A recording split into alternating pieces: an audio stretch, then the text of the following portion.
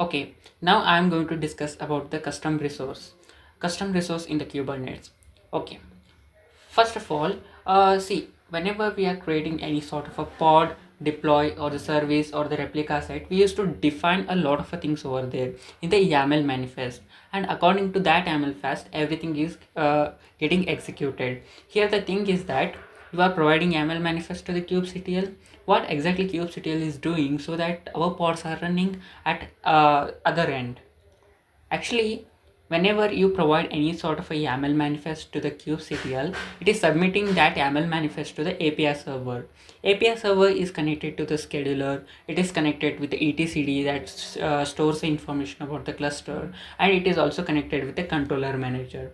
Previously, told you that controller manager is something that manages the controllers. Then what is exactly a controller? For a formal definition, I told you that the controller is object that is managing the pods, or it is making your pods into some desired state.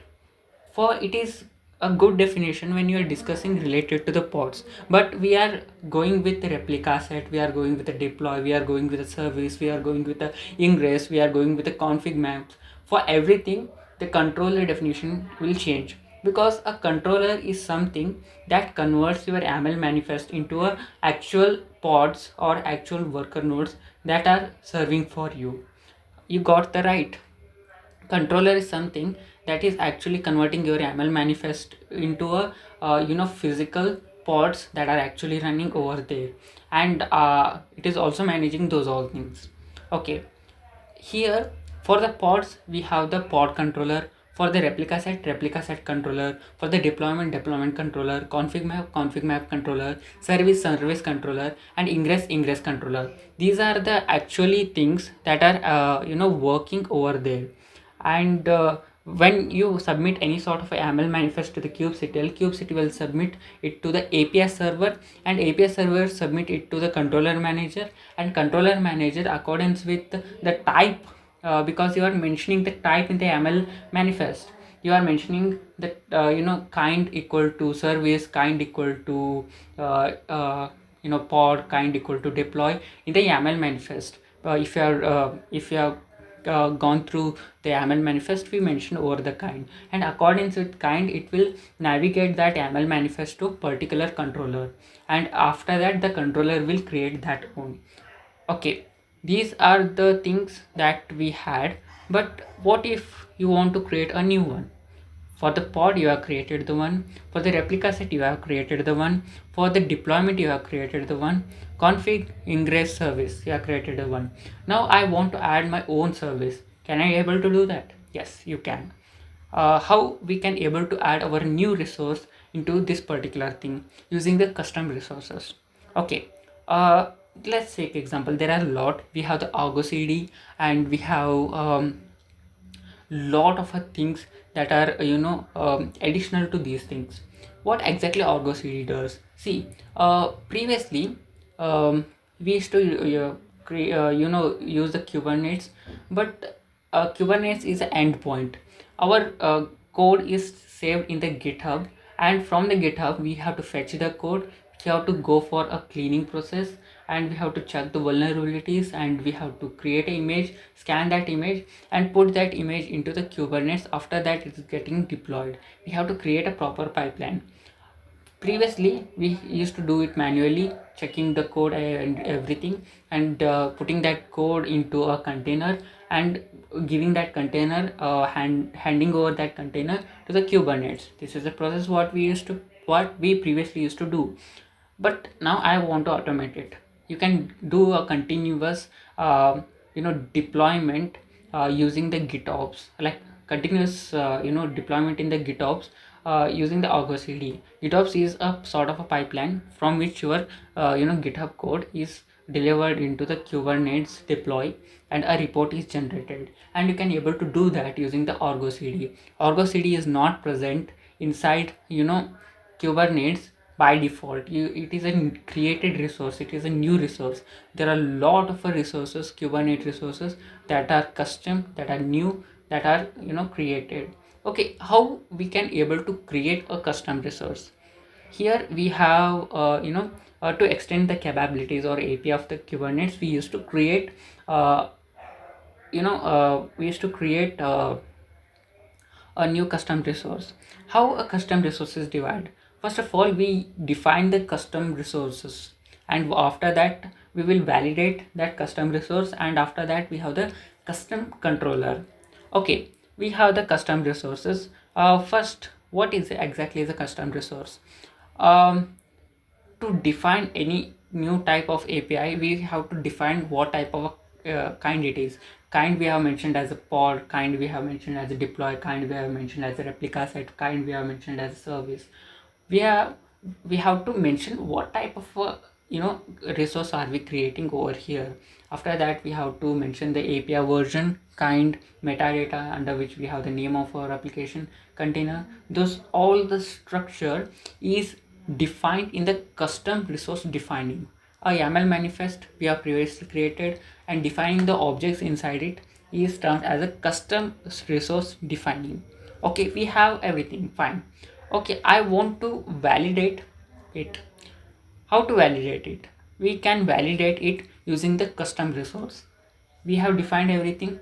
If there is some misconfiguration in the Kubernetes, like we have defined something and user has put something, and that is completely different. How to validate it? You can validate it using the custom resource. It will go through everything. If there is any misconfiguration, it will pop up with a misconfiguration. Can you able to do these things only using YAML file? No, you can able to do these all things using the YAML, Helm charts, and you can also use the operator to perform these all things. And this is how we go with the custom resource defining and custom resources. After that, we have the controller.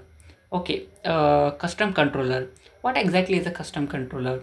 Previously we have discussed about the controller, about the pod controller, deploy controller, service controller.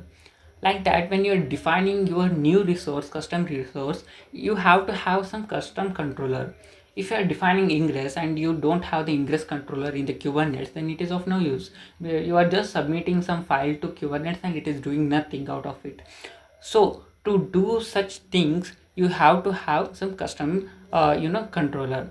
What exactly this custom controller is doing? It is just taking the YAML file or Helm charts, and according to it, it is performing the task. First of all, how to create a custom controller? For normally we have the Golang, because whole of the Kubernetes is developed using the Golang, and Golang is the best option for creating some custom controller. And there is some package called as a client Go.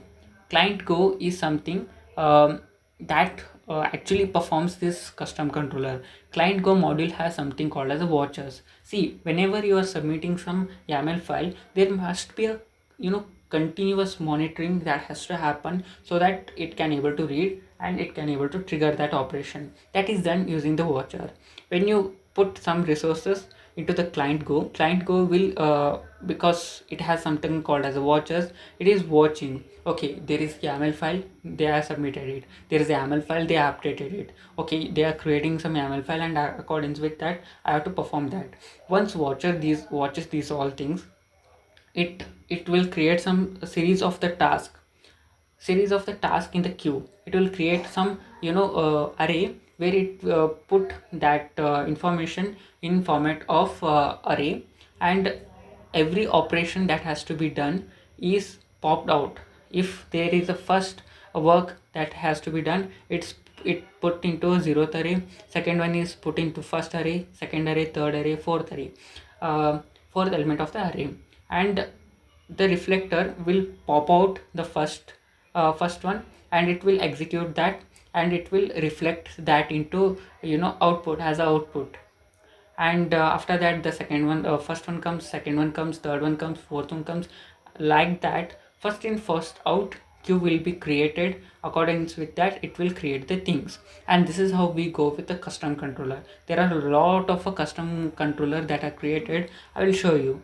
Just you need to go into the Kubernetes custom controller, uh, custom resources. And they have also guided how to create custom controller. And you have the custom like your Kubernetes sample controller, how you can able to create something as such. You can able to contribute into this. They have given git clone sample controller cd, and after that you can able to run this particular thing. Q create -f, we used to create some YAML file we are creating over here, and create minus thing and get deployments. It will provide the deployments, use cases, uh, use cases, provisioning management, external data store databases like cloud SQL, RDS instance, high level of abstraction around the Kubernetes primitive.